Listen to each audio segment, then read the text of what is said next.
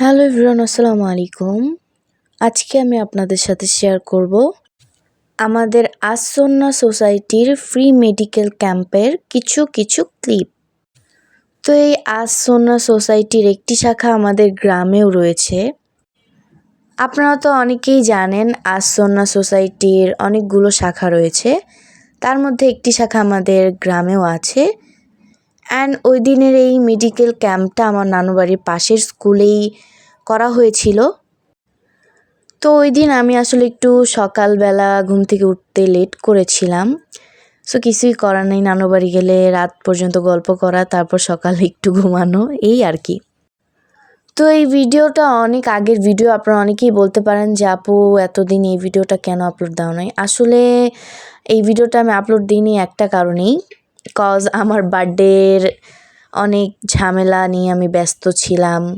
অনেক কাজ, এক্সাম সব কিছু নিয়ে আর কি, একটু ব্যস্ততার মাঝে আবার একটু ঘোরাঘুরি প্রিয় মানুষগুলোর সাথে, অনেক কিছুর জন্যই আসলে ভিডিও ক্লিপ আপনাদেরকে দিতে পারি নাই।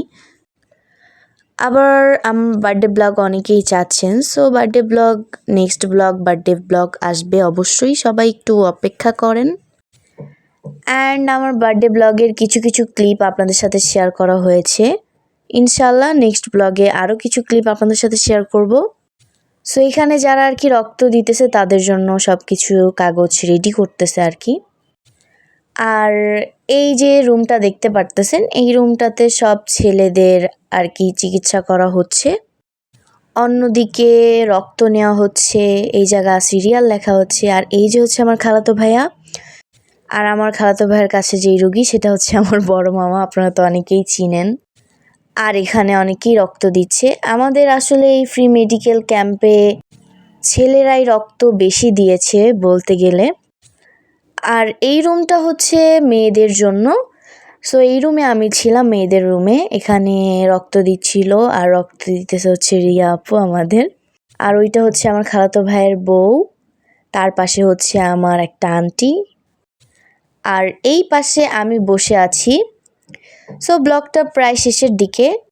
এই যে দেখেন সব ডক্টররা এখানে আছে।